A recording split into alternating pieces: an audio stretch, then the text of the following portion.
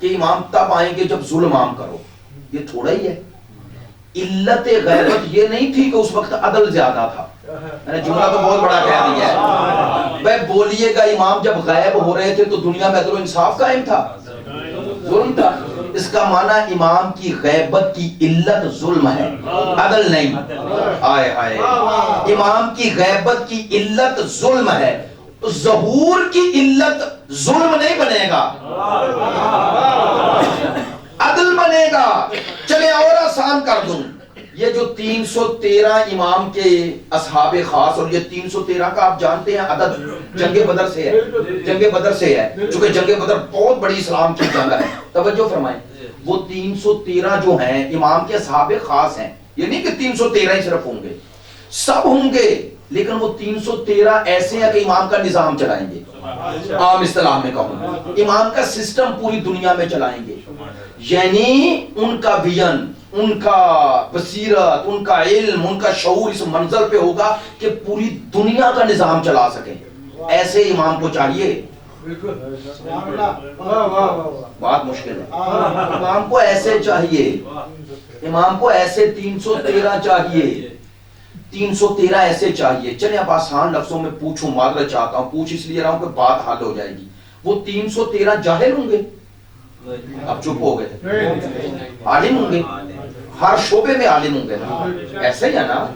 اگر اقتصاد میں ہوں گے تو وہ آخری درجے پہ، ایسا ہی ہے نا. وہ سیاستدان، وہ بصیرت، وہ سارے شعبوں میں ایسے ہی ہے. عالم کا معنی یہ ہے علم ان کے پاس، وہ جو علم انسانوں کے لیے کام آتا ہے، اور جس کی ضرورت امام کو ہے. اب ضرورت سے مراد میری یہ ہے کہ امام بھی صاحب علم بنائیں گے، لیکن اسے ہی بنائیں گے جس میں اہلیت ہوگی. ایسا تھوڑا ہے کہ اہلیت نہ ہو اور امام بنا دیں، یہ تو ہے ہی ظلم. میں نے پھر جملہ کہہ دیا بھائی، اہلیت کے بغیر کسی کو کچھ دینا یہی ظلم ہے. تو اندر اہلیت اور صلاحیت ہوگی تو دیں گے نا، ایسا ہی ہے نا. اہلیت تو اندر ہوگی. اچھا وہ 313 آپ نے تائید فرمائی اور درست تائید فرمائی، عالم ہوں گے، جاہل نہیں. اچھا وہ فاسق ہوں گے یا عادل ہوں گے؟ وہ دنیا سے کٹے ہوئے بے حس ہوں گے یا احساس ذمہ داری رکھنے والے؟ احساس ذمہ داری. لو امام ان کا انتظار کر رہے ہیں. آج کا پیغام لے گا، امام جہلوں کا انتظار نہیں کر رہے، امام فاسقوں کا انتظار نہیں کر رہے، امام گوشہ نشینوں کا انتظار نہیں کر رہے. میں اکثر یہ جملہ درد دل کے ساتھ کہتا ہوں، ایسا مکتب کہ جس کے عقیدے میں شامل ہے کہ پوری دنیا میں نظام قائم کرنا ہے اس کے امام نے، اس کے ماننے والا کہتا ہے میرا اجتماع سے تعلق نہیں. اب جملہ سخت ہے لیکن معذرت چاہتا ہوں. میں اکثر کہا کرتا ہوں جو گوشہ نشین ہے وہ منتظر نہیں، اور جو منتظر ہے وہ گوشہ نشین ہو ہی نہیں سکتا. یہ بات پہنچی ہے. یہ دونوں کا آپس میں تعلق ہی نہیں ہے. منتظر کون ہے؟ الحمدللہ ماشاءاللہ ایک چیدہ مجمع ہے، اور بعض اوقات گنے جاتے ہیں لوگ، بعض اوقات تولے جاتے ہیں. تو جو تولنے میں وزنی ہوں وہ مجمع ہوتا ہے، گننے میں لاکھوں بھی ہوں اور پڑھنے والا مصطفیٰ ہو اور نہ سننے والے ہوں تو علی کو بھی نہیں مانتے ہیں، من کنت محلہ کو بھی سن لیتے ہیں، سمجھ نہیں پاتے ہیں. اس لیے آپ کی خدمت عالیہ میں یہ بات پہنچ جائے تو مجھے خوشی ہوگی اس بات کی. امام جن کے منتظر ہیں، جن کے منتظر ہیں، آپ نے تائید فرمائی، وہ عالم ہوں گے، جاہل نہیں، وہ عادل ہوں گے، فاسق نہیں، وہ بابصیرت ہوں گے، گوشہ نشین نہیں ہوں گے. کیا خوبصورت جملہ کہا ڈاکٹر شریعتی نے، کہتا ہے منتظر یعنی مضطرب. مضطرب وہ کنفیوژن کے معنی میں نہیں کہہ رہا، کنفیوز نہیں، اضطراب. اضطراب چلے آسان کر دیتا ہوں، انتظار اور اضطراب ہوتے اکٹھے ہیں. چلے میں ابھی بات کر رہا ہوں، بات منبر سے کر رہا ہوں. ابھی شبر بھائی یہ میجر ریاض صاحب نے بھی رکھا ہوا ہے، جشن رکھا ہوا تھا اپنے فارم ہاؤس پہ، تو وہ بعد میں رکھا. پہلے جنرل صاحب تو وہ ہمارا سال کا پروگرام یہ طے ہوتا ہے، ٹائم بھی طے تھا، انہوں نے رکھ لیا. جیسے ہی انہوں نے میسج چلایا جنرل صاحب کو مجھے کہا یہ کیا کیا انہوں نے، تو وہ پھر بعد میں ٹائم سیٹ ہوا. میں جب تک یہاں نہیں پہنچا تو جنرل صاحب مضطرب تھے. ایسا ہی ہے نا، ایسا ہی ہے نا، کیونکہ آپ کو انتظار تھا اس لیے اضطراب ہے. بھائی سن لو، آج سن لیں، آج جہاں اضطراب، جہاں انتظار ہوتا ہے وہاں اضطراب ہوتا ہے. اور سنو، جہاں اضطراب ہو وہیں انقلاب ہوتا ہے. مطمئن انقلاب کا منتظر نہیں ہوتا، مضطرب ہوتا ہے. اور ڈاکٹر شریعتی کے یہ جملے، علماء ان کے ساتھ اختلاف رکھتے ہیں لیکن میں نے بہت پڑھا ہے، ساری کتابیں ان کی پڑھی ہیں. کیا خوبصورت جملہ کہتے ہیں، کہتے ہیں منتظر یعنی وضع موجود پر اعتراض کر کے وضع مطلوب کے لیے کوشش کرنے والے کو منتظر کہتے ہیں. موجودہ حالت پہ وہ مطمئن نہیں. مضطرب کیوں مضطرب ہے؟ اس لیے کہ ظلم کیوں ہے، اس لیے کہ بے راہ روی کیوں ہے، اس لیے کہ انسانوں پر ظلم کیوں ہو رہا ہے. میری بات پہنچ گئی ہے. جس کے اندر ان ظلم کو دیکھ کر اضطراب پیدا ہو جائے وہ یقین کرے منتظر ہے. اگر مطمئن ہے، بے حس ہے، بے پرواہ ہے، منتظر نہیں، منتظر نہیں. وہ امام سے عقیدت رکھتا ہے، امام کے منتظرین میں شمار نہیں ہو سکتا. اور وہ جو غیبت کی علت بنی ہے نا ظلم، وہی ظہور کی علت نہیں بنے گی، مقابل بنے گی. تو ہمیں عادل زیادہ پیدا کرنے ہیں تاکہ امام جب آئیں تو انہیں ایسا لشکر ملے جیسا حسین کو 72 کی شکل میں ملا ہے. میں جملہ کہہ رہا ہوں، ہمیں 72 کو 72 لاکھ میں تبدیل کرنا ہے. یہ پرسوں ہی 3-4 دن پہلے سید حسن نصر اللہ نے کیا خوبصورت جملہ کہا. وہ کہتے ہیں منتظر وہ نہیں جو اس بات کا انتظار کر رہا ہے کہ حالات چینج ہو جائیں، خود ہو جائیں. کہتے ہیں جو خود چینج کرنے کا کر رہا ہے وہ منتظر کہاں ہے؟ وہ تو اچھے دنوں کی امید رکھتا ہے، وہ اچھے دن بنانا نہیں چاہتا. کہتے ہیں منتظر وہ ہوتا ہے جو حالات کے تابع نہ ہو، حالات کو اپنے تابع کر لے.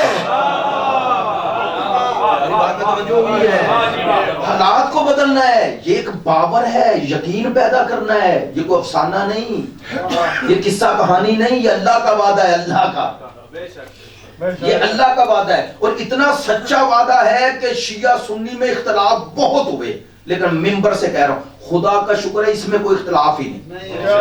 میں درمیان میں ایک جملہ کہنا چاہ رہا تھا، شیعہ سنی میں صرف ایک اختلاف ہے، اگر ہے آنے میں نہیں. ہم کہتے ہیں ان کی ولادت ہو گئی، میلاد مسعود ہو گیا.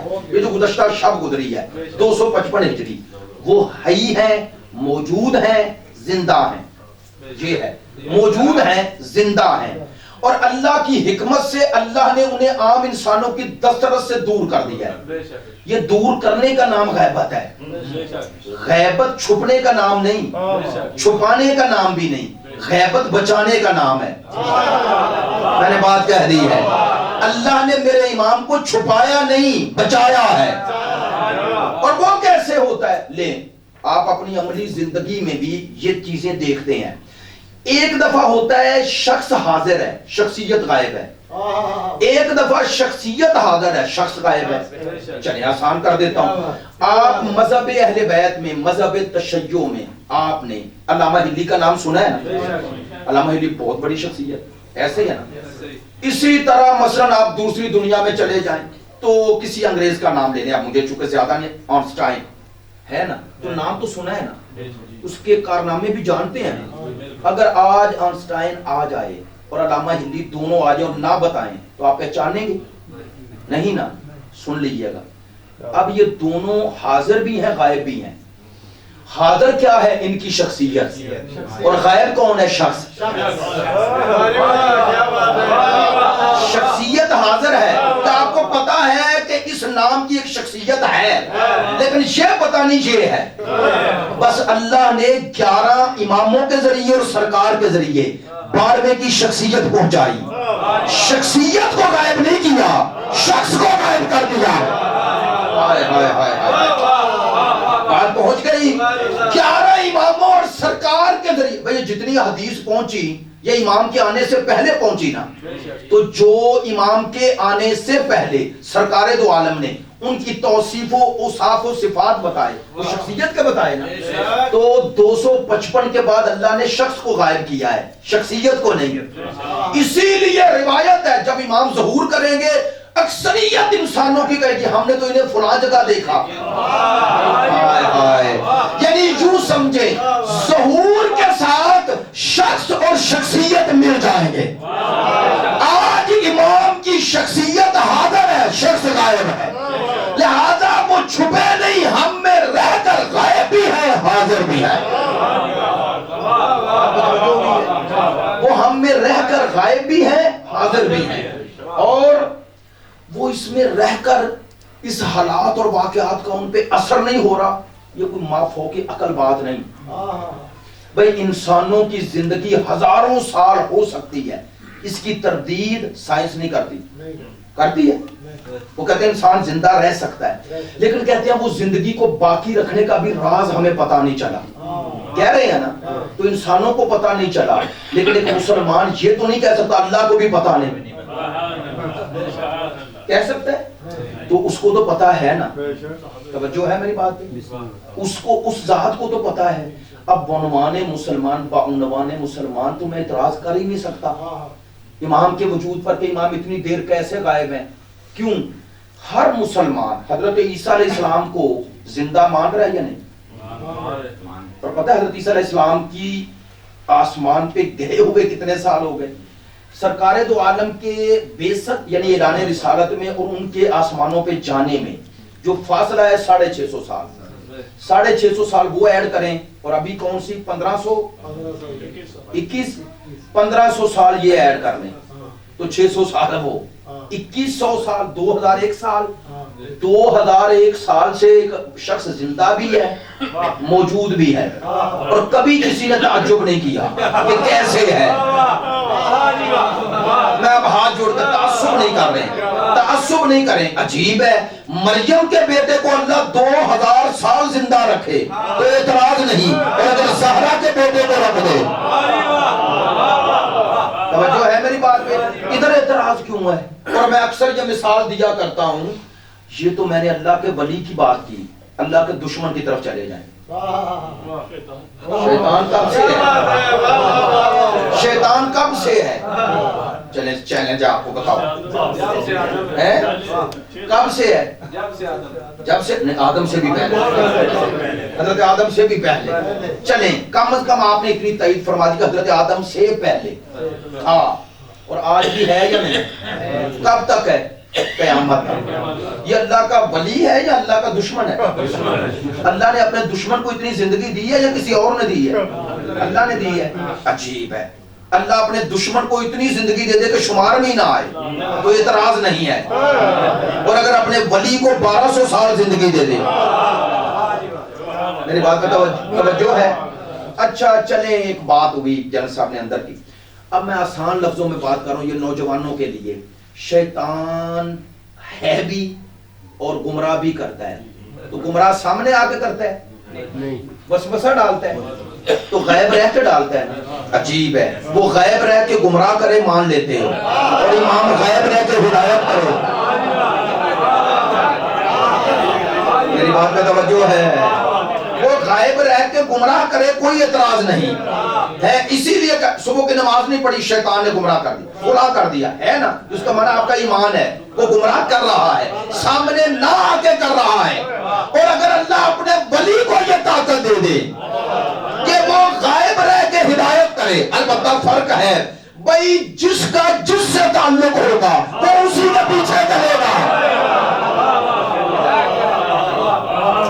میری بات پہ توجہ ہے؟ اب یہ باتیں اگر ہم ان پہ توجہ کریں تو یہ دو چار کی طرح ہیں، کوئی پیچیدہ باتیں نہیں. ایک بات اور کر دوں اجتماعی حوالے سے، اور آپ کے لیے یہ بس انشاءاللہ ٹائم بھی کافی ہو گیا. تو بات جو کرنا چاہ رہا ہوں، امام کا ظہور ایسے نہیں ہے کہ جیسے آپ ایک برتن ظرف میں پانی بھریں، اس کا ڈھکن بند کر دیں، اوپر سے آپ اور اس کے نیچے آگ جلائیں، تو آگ جلاتے جائیں جلاتے جائیں جلاتے جائیں، کیا ہوتا ہے؟ وہ پانی اس کے اندر ہے تو کیا ہوگا؟ ایک جگہ جا کے پھٹ جائے گا. تو وہ کیوں پھٹا ہے وہ ظرف؟ آپ کہیں گے آگ، آتش میں اتنا درجہ حرارت بڑھ گیا کہ اس کے کنٹرول میں. امام کا ظہور آتش فشاں نہیں ہے. معذرت چاہتا ہوں یہ جملہ منفی نہ لینا. ایسے نہیں کہ دنیا میں ظلم بڑھتا جائے گا بڑھتا ہے، ایک دفعہ جا کے انسانیت، نہ نہ نہ. امام کا ظہور اس آتش فشاں پہاڑ کی طرح نہیں. امام کا ظہور کا معنی کمال ہے. وہ کیسے؟ بیج بوتے ہو، وہ بیج اینڈ پر جا کر پھل کی شکل میں ملتا ہے. امام کے ظہور کا معنی انسانوں کا کمال پہ پہنچنا ہے، زوال پہ نہیں. توجہ ہوئی؟ آج آخری جملہ کہہ رہا ہوں، سوچتے رہیے گا. انسان جب کمال پہ پہنچے گا، اس کمال کے ظہور کا نام امام زمان کی حکومت ہے. تو کیا نتیجہ اس کا دینا چاہ رہا ہوں؟ نتیجہ یہ دینا چاہ رہا ہوں، ہم نے ظلم عام نہیں کرنا، ہم نے کمال کی طرف بڑھنا ہے. کمال کی طرف بڑھنا ہے. اپنے آپ کو بنانا ہے، اپنے گھروں کو. جتنا ہمارا دائرہ بڑھتا جائے اتنا اپنے آپ کو ویسا بنانا ہے کہ کم از کم امام آئیں تو امام ہمیں اس قریب کریں، اس عدل و انصاف کے. عدل و انصاف سے دور نہ کریں. میرے ساتھ چند نعرے لگائیں، اگرچہ بڑی سنجیدگی سے آپ بیٹھے ہوئے ہیں، لیکن امام سے تجدید عہد کریں. نعرہ تکبیر، نعرہ رسالت، نعرہ حیدری.